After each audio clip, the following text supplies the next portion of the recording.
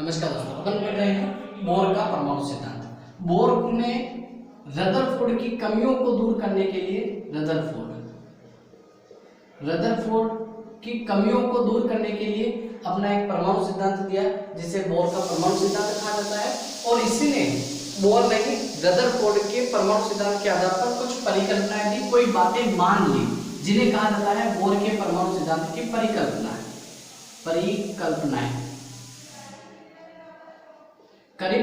परिकल्पनाओं को अभिग्रहित के नाम से भी जाना जाता है। और क्या बातें मानी? अभिकल्पनाएं। पहले से ही कल्पना कर ली कि परमाणु के अंदर ये सारे के सारे प्रयोग क्यों हो रहे थे दोस्तों? परमाणु की जानकारी देने के लिए ये प्रयोग हो रहे थे। और इसमें इसने क्या बताया? पहली जो बात बताई वो ये कही कि इलेक्ट्रॉन नाभिक के चारों ओर चक्कर तो लगा रहा है, हर कहीं लगा रहा है, कुछ निश्चित कक्षा में इलेक्ट्रॉन चक्कर लगा रहा है। इलेक्ट्रॉन परमाणु के नाभिक के चारों ओर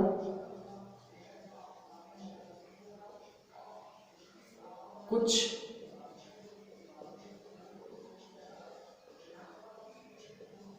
निश्चित कक्षा में ही चक्कर लगाता है, निश्चित कक्षा में चक्कर लगाता है।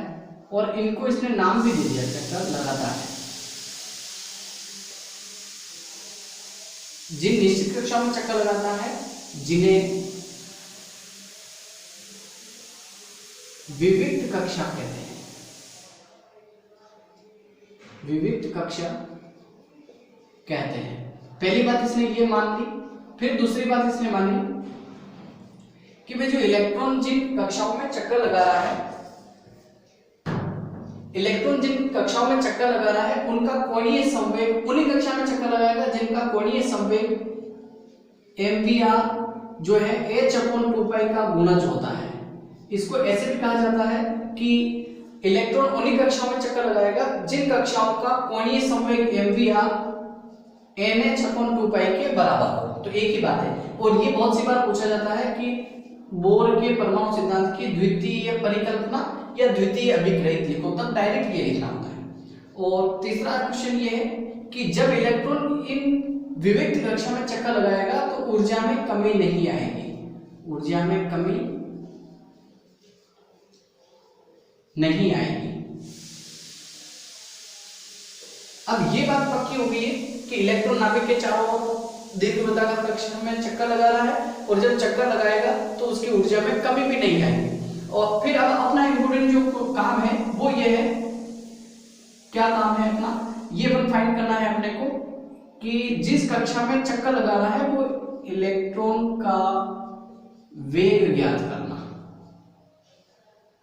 वेग ज्ञात करना, जिस कक्षा में चक्कर लगा रहा है उसका वेग ज्ञात करना। अब ध्यान से दोस्तों यदि इस बात को समझा जाए तो क्या होता है कि ये नाभिक है, नाभिक के अंदर Ze, हमेशा ध्यान रखना है कि नाभिक के अंदर न्यूक्लियॉन्स को Ze लिखा जाता है।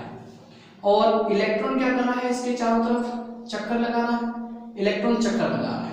ये बात क्लियर है। अब यहाँ पर ये भी आवेश है, ये भी आवेश है, जो कि r दूरी पर स्थित है। तो इनके बीच में कौन सा बल लगेगा? एक नाभिक के अंदर स्थित आवेशों और बाहर इलेक्ट्रॉन के बीच में लगने वाला बल, दो आवेशों के बीच में लगने वाला बल कूलाम्ब बल। कूलाम्ब बल फॉर्मूला क्या होता है इसका? K Q1 Q2 upon r²। Q1 की जगह पे Ze लिख रखा है और Q2 की जगह पे केवल E लिख रखा है। K Q1 Q2 अपॉन बीच की दूरी r है तो r²। जब इसको सोल्व करेंगे अपन तो F = Ze को इससे गुणा किया तो KZe² अपॉन r²। ये अपना समीकरण नंबर 1। ध्यान रखना है, अपन ज्ञात करेंगे इलेक्ट्रॉन का वेग ज्ञात करना है। इलेक्ट्रॉन जिस कक्षा में चक्कर लगा रहा है उसमें कितने वेग से चक्कर लगा रहा है वो ज्ञात करें। अब चक्कर लगा रहा है, कोई भी वस्तु जब चक्कर लगाती है किसी वस्तु के चारों ओर तो किस लिए चक्कर लगाती है? अभिकेंद्रीय बल की तरह का। तो जो बल लग रहा है ये बात ध्यान से समझना चाहिए, बहुत सारे सही से नहीं समझाते हैं। बल लग रहा है कूलाम्ब बल या विद्युत बल लग रहा है। विद्युत बल अभिकेंद्रीय बल की तरह कार्य करता है। अभिकेंद्रीय बल लग नहीं रहा है, ये जो विद्युत बल है ये अभिकेंद्रीय बल की तरह कार्य करता है, इसीलिए ये इलेक्ट्रॉन का मार्ग वृत्ताकार हो जाता है। ये बात क्लियर कट समझना है। कौन सा बल लग रहा है? अभिकेंद्रीय बल। अभिकेंद्रीय बल का फॉर्मूला कौन सा? अभिकेंद्रीय बल फॉर्मूला क्या होता है अभिकेंद्रीय बल का? mv²/r। दोनों समीकरण क्या है? ये विद्युत बल है, विद्युत बल की वजह से कौन सा विद्युत बल किसकी तरह कार्य कर रहा है? अभिकेंद्रीय बल की तरह। समीकरण 1 व 2 से 1 व 2 से क्या आ रहा है अपने पास? kZe²/r² mv²/r। अब अपने को नहीं पता कि उसकी कौन सी कक्षा है, तो कौन सी कक्षा अपने को पता नहीं है, तो अपन मान लेते हैं nवी कक्षा की दी जाए, ये भी nवी कक्षा की दी जाए, ये भी nवी कक्षा का वेग है। ये बात क्लियर। अब यहाँ पे ये स्क्वायर है, ध्यान से देखा जाए तो ये कट जाएगा और यहाँ पे अपने पास क्या आ जाएगा? इसको सोल्व करेंगे तो ये आ जाएगा kZe²/rn mvn²। समीकरण नंबर 3। अब यहाँ पे अपने पास एक पहले से ही चीज मौजूद है, बोर के परमाणु सिद्धांत की द्वितीय अभिग्रहित क्या होता है? इलेक्ट्रॉन उन्हीं कक्षा में चक्कर लगाता है जिनका कोणीय संवेग NH/2π के बराबर हो। यहाँ पे ये लिख देता हूं मैं क्या? द्वितीय अभिग्रहित से, द्वितीय परिकल्पना से। द्वितीय परिकल्पना क्या है? mvn rn =NH/2π। अब यहां से यदि मैं क्या करूं, ये rn का फॉर्मूला बना लो, rn का फॉर्मूला बनाओ तो NH/m इधर गया तो भाग में और v भी इधर गया तो भाग में, अपॉन में क्या लिख रखा है? 2π। ये सब सारा rn का मान अपने को रखना है किसमें? समीकरण नंबर 3 में। मैं यहां लिखता हूं, क्या लिख रहे हैं अपन कि kZe² अपॉन rn की जगह पे ये वैल्यू लिखना है NH अपॉन क्या आ रहा है? 2π mvn। ये वैल्यू रखी, इधर क्या बचा हुआ है? mvn²। ओके, यहां तक क्लियर है। मैं इसको मिटा देता हूं।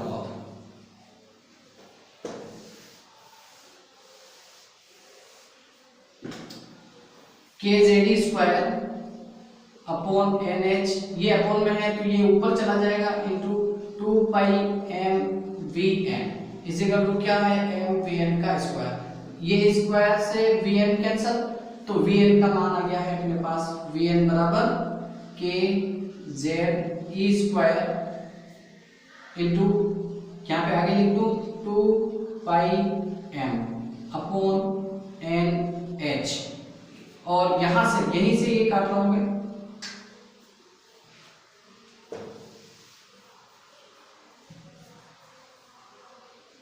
यहाँ पे देखिए, यहाँ पे ध्यान से देखिए दोस्तों, ये स्क्वायर से vn कट गया, m से m कट गया, तो अब बचा क्या है? vn बराबर क्या बचा? 2π kZe² अपॉन NH।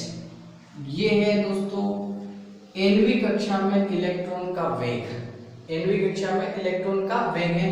ये ध्यान रखना है, यहाँ पर n कोई संख्या है, k स्थिरांक होता है कूलाम बल के फॉर्मूले में, k का यहाँ मान भी लिख सकता है, k = 1/4πε0। अगर ये वैल्यू लिखते हैं तब भी इसको लिखकर आगे सोल्व कर सकते हैं। हालांकि nवे इलेक्ट्रॉन का वेग है, ये सूत्र अपने पास यहीं तक है, ठीक है, लेकिन और सोल्व कर लेते हैं तो 2π Ze², और अपन k की जगह पे क्या लिख रहे हैं? 4πε0 NH पहले से दिया हुआ =Vn। जब इसको सोल्व किया जाए तब देखिए दोस्तों, पाई से पाई कैंसिल हो जाता है और ये हो जाएगा 2 टाइम्स, तब अपने पास फॉर्मूला आ जाता है क्या? Ze² upon 2ε0 NH।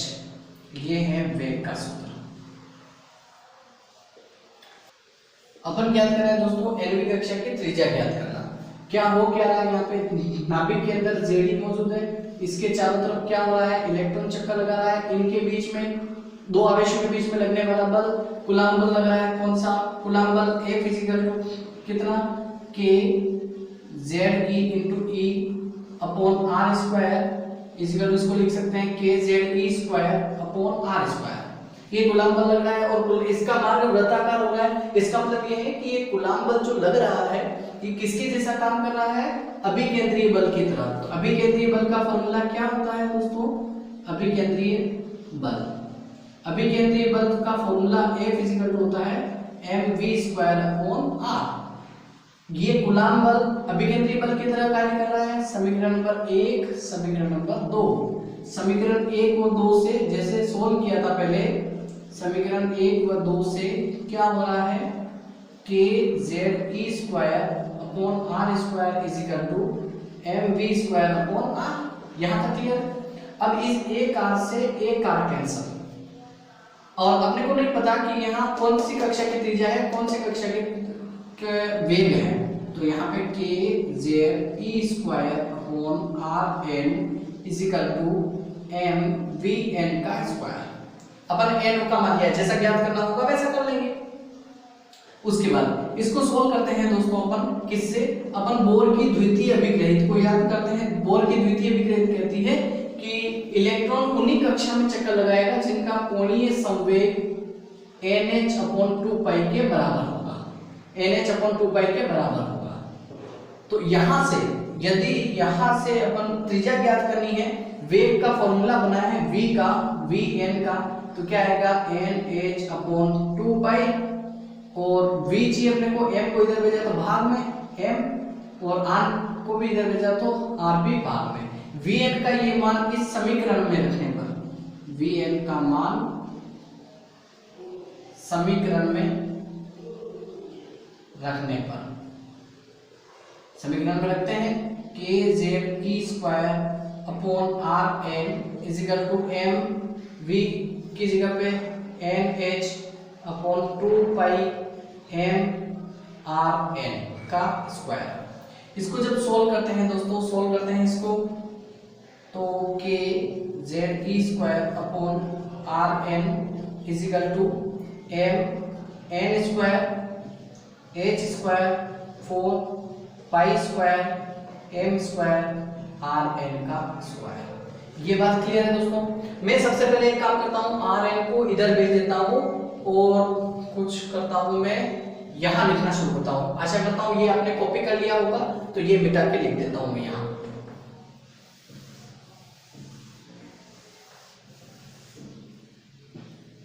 rn को मैं इधर भेज रहा हूँ, rn को इधर भेजा तो उधर डिवाइड में है, भाग में है, तो इधर जाएगा दोस्तों, तो कहाँ चला जाएगा, गुणे में। तो ये लिख देता हूँ rn का स्क्वायर और बाकी पूरा ऐसा कैसा k ZE square upon rn is equal to क्या लिख रखा है m n square h square upon 4 pi square m square, और r तो उधर चला गया।